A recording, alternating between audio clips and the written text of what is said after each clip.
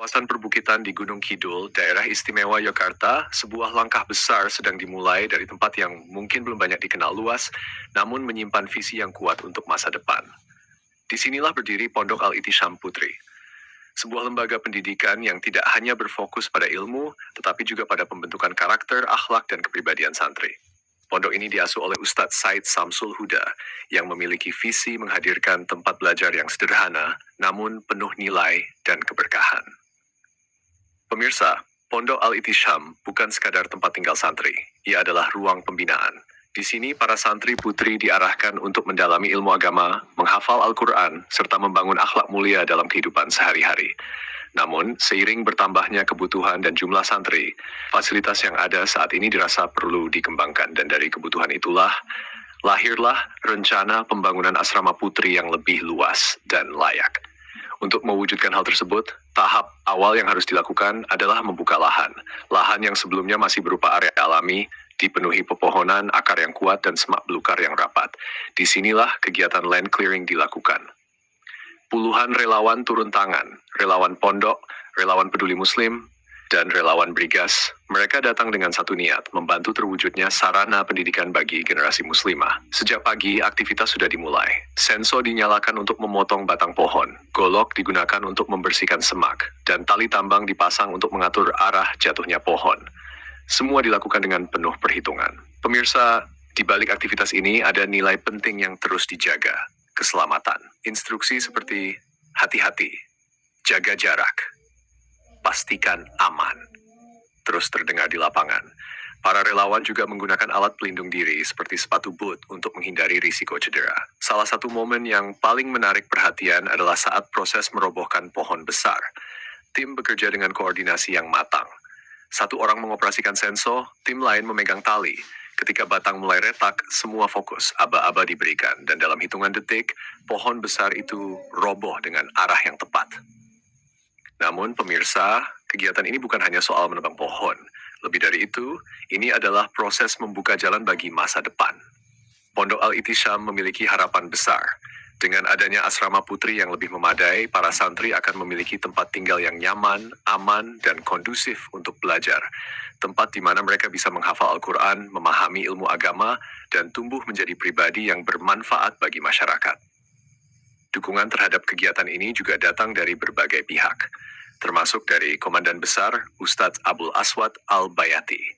Kehadiran dan dukungan beliau menjadi penyemangat bagi para relawan, menunjukkan bahwa pembangunan ini adalah bagian dari gerakan bersama. Yang terlihat di sini adalah gambaran nyata dari gotong royong, tanpa pamrih, tanpa imbalan. Semua bekerja bersama. Ada yang memotong, ada yang mengangkat, ada yang mengawasi, semua saling melengkapi. Medan yang dihadapi memang tidak mudah.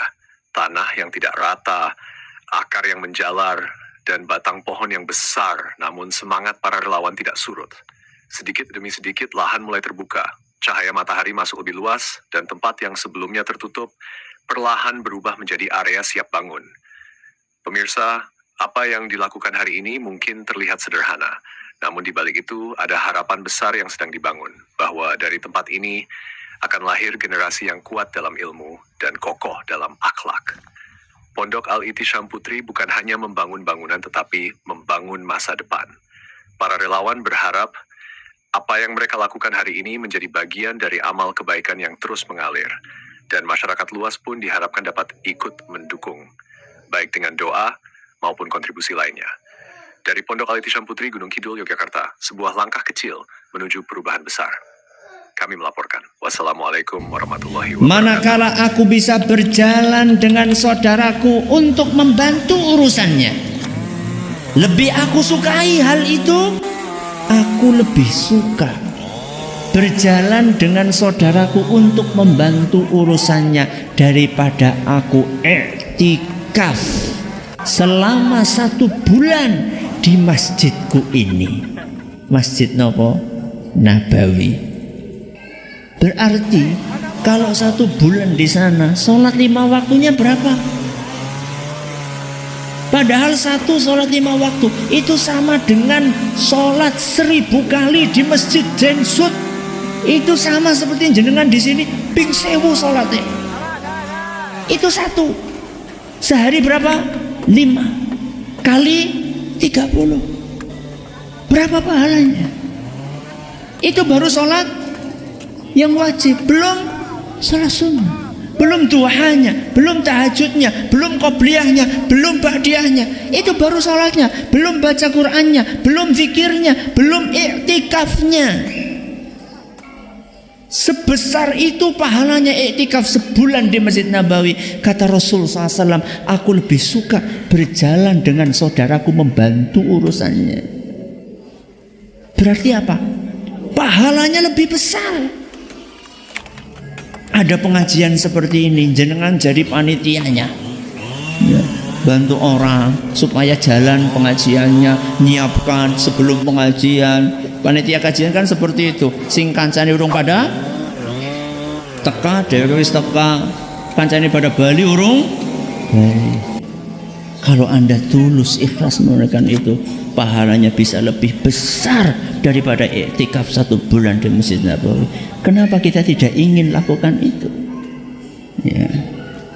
Maka mulai sekarang, ketika kita lihat ada saudara kita butuh bantuan dan kita mampu untuk membantu, walaupun hanya dengan berjalan, walaupun hanya dengan membimbing, menggandeng tangannya, nunjukkan sana, nunjukkan sini, maka berilah excellent service Anda kepada saudara sesama muslim Anda. Anda tidak dirugikan, justru Anda diuntungkan.